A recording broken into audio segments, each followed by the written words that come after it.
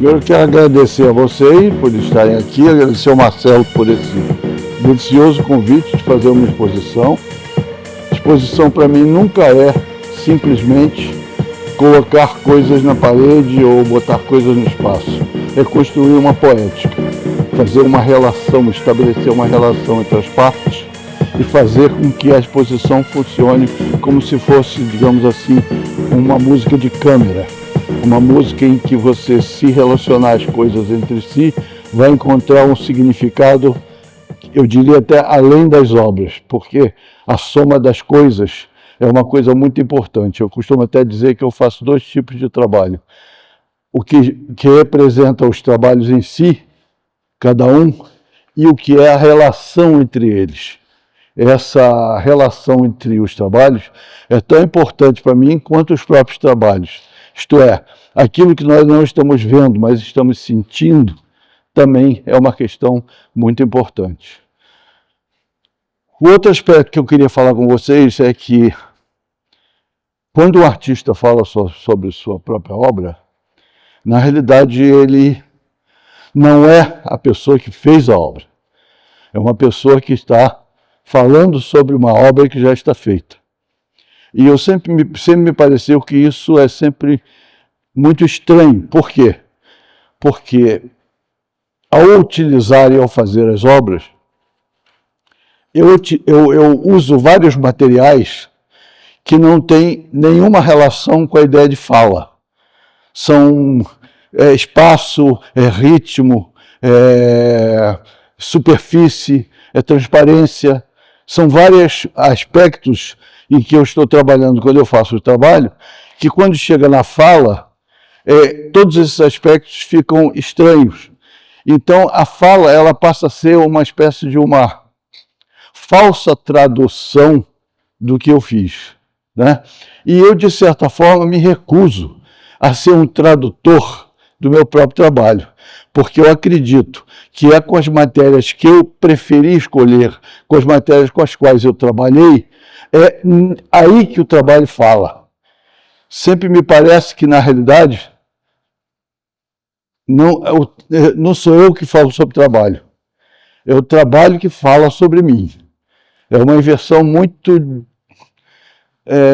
digamos assim, estimulante, porque eu também, de certa forma, me torno um espectador quando eu posso perceber que o trabalho sobrevive apesar de mim. Né? Então, quando me vem a questão de falar sobre a obra, me vem à mente uma espécie de uma história de como será que a arte, isto é, esta manifestação, essa invenção humana, chegou até nós. Né? Eu queria começar essa história de como a arte chegou até nós, mostrando a vocês isso aqui. Isso aqui é uma folha em branco. Nesta folha em branco e esta folha em branco tem uma história. Tem uma história enorme. Todas as religiões utilizaram como elemento principal um livro. O Corão, a Bíblia, o Torá, enfim, através deste objeto chamado livro, que foi inventado muito depois da invenção do mundo e que foi inventado pelos humanos, se não houvesse esse objeto, se não houvesse esse livro, nós não saberíamos sequer o que foi dito pela primeira vez por Deus. Porque na Bíblia diz o seguinte: Deus disse, faça-se a luz. Faça-se a luz está escrito em uma folha de uma Bíblia que foi impressa milhões de anos depois dessa suposta data. E o que é que essa frase diz? Essa frase diz que Deus, pela primeira vez, diz, faça-se a luz. Mas se nós atentarmos para o que é realmente o que essa frase está dizendo, em vez de nós acharmos que a primeira coisa a ser feita foi a luz, se nós atentarmos para essa frase, nós vamos ver que essa frase diz: faça-se a luz. Faça-se é uma coisa chamada linguagem. Então, antes da luz, foi feita a linguagem. Faça-se a luz. É curioso que Deus tenha usado a prerrogativa de usar uma coisa chamada linguagem para que a luz se tenha feito. Então, a folha, a linguagem, tudo isso tem uma história que vem seguindo o homem. Quando o homem primitivo olha pela primeira vez o céu estrelado, e o céu estrelado naquela época não devia ser pouca coisa, o céu estrelado devia ser quase uma muralha de luz, porque nós, quando vamos para o interior, a gente vê como o céu pode mudar e ficar tão pesado ao ponto de mudar a nossa maneira de encarar a questão da nossa própria gravidade. Quem não ficou nessa situação de olhar num céu super estrelado e sentir que você flutua quase porque você altera a questão da gravidade, porque o céu ficou mais pesado do que a Terra. Pois é, foi esse céu que fez o ser humano pensar a respeito da representação. Ele começou a ver coisas no céu, ele começou a ver animais, ele começou a ver constelações e tal. E quando ele decide que ele vai ver o céu e que ele pode fazer alguma coisa, e nesse fazer alguma coisa existe uma infinidade de ideias atrás disso, porque o homem é o único animal que quer fazer alguma coisa. Fazer, literalmente criar, inventar. O homem não inventou simplesmente a linguagem. O homem inventou a ideia de invenção. A invenção é uma invenção humana. Ele inventou isso. E quando o homem decide que ele vai fazer alguma coisa para responder àquela magnitude celeste, ele entra numa caverna. Ele entra numa caverna, se acostuma com o silêncio e com a escuridão de uma caverna e pela primeira vez desenha coisas na caverna. Eu digo na escuridão porque se sabe hoje em dia que nas análises que foram feitas nos tetos das cavernas, não encontraram vestígios de fuligem, o que significa que os primitivos, quando pintavam nas cavernas, não usavam tochas, não iluminavam a caverna por dentro. Eles pintavam no escuro. Se nós ligarmos o fato de que ele viu o céu, que era excessivamente iluminado, e decide fazer as suas primeiras manifestações de vontade numa caverna sem luz, isso conta alguma coisa a respeito dessa história da arte que eu estou, digamos assim, apontando suavemente, delicadamente, para onde isso vai dar. A linguagem feita, os sumérios é um povo que decide que vai fazer uma coisa que é uma outra maravilhosa invenção chamada escrita. E eles começam a escrever em plaquinhas de barro. Então eles fazem o barro e começam a marcar as plaquinhas de barro como se fosse uma escrita. Mas a coisa curiosa dos sumérios é que quando eles queriam falar com Deus, e sempre a gente está querendo falar com Deus, de certa maneira, eles pegam um material como um alabastro, ou um mármore, alguma coisa, não escrevem nada nesse material, e enterram no solo. A maneira deles quererem falar com a divindade não é pela escrita, não é por nenhum outro recurso a não ser uma matéria. Eles enterram aquela matéria porque aquela matéria sozinha, ela é em si a linguagem que a divindade vai compreender.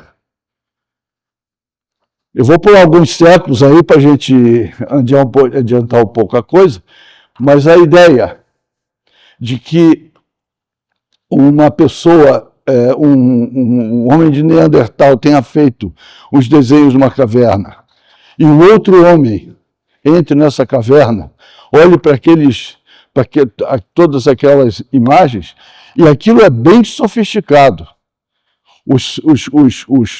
Os primitivos escolheram cavernas onde a protuberância das rochas fossem significativas para eles fazerem os desenhos em cima dessas protuberâncias.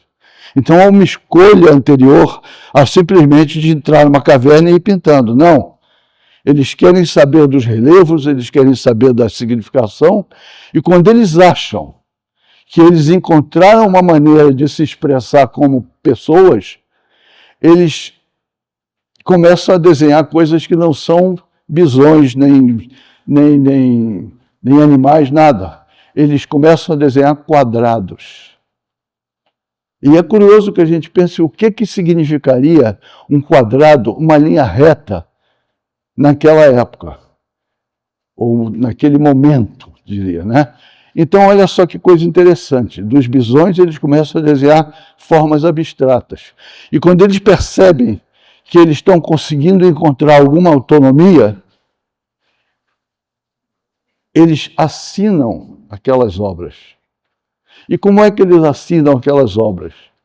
Eles enchem a boca de tinta, botam a mão na parede, sopram a tinta na parede, tiram a mão e a mão fica marcada na parede. Vou pular alguns séculos aí e a gente chega nos gregos. O que os gregos fazem? Os gregos percebem, já depois de muitas questões, que eles têm que trabalhar com uma ideia de beleza. E para conseguir a ideia de beleza, os gregos utilizam um termo que se chama tekne. Os gregos não tinham o nome da palavra, eles não tinham a palavra arte. Não existia a palavra arte para os gregos. Existia uma palavra que se chamava tekne. O artista, ou melhor, aquela pessoa que fazia aquelas coisas, e o nome artista veio surgir muito tempo depois, aquele artista era o fabricante de uma possibilidade da tekne. Ele inventava através da tekne. E o que era a tekne para os gregos? A tekne era a possibilidade de tirar a matéria do seu sono. Para os gregos, a matéria vivia dormindo. E o artista, ou melhor, aquele sujeito que ainda não tinha nome de artista, teria como justificativa de vida melhorar a qualidade do que eles não conheciam. E para isso eles usavam uma prerrogativa que se chamava tirar a matéria do seu sono. Aí eles esculpiam a matéria, eles faziam os templos, eles criavam tudo isso, com essa possibilidade. Muito bem. Vou dar outra puladinha para a Idade Média. A Idade Média acredita que só um único livro, com uma única informação, é capaz de preservar a dignidade humana através da religião. Então ela concentra questões, ela estabelece limites, ela cria questões que vão dar ao momento da arte um momento muito difícil. Vou passar rápido por isso aqui, porque aí nós temos o renascimento. O renascimento faz isso. O renascimento dos mortos. De novo, a folha. Dessa vez, depois de ser amassada, a folha tem uma história.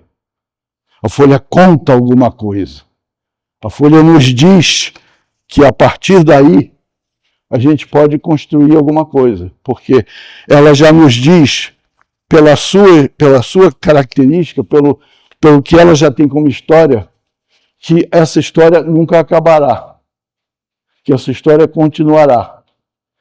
A arte é, de certa maneira, essa linguagem que compreende aquilo que nunca acabará.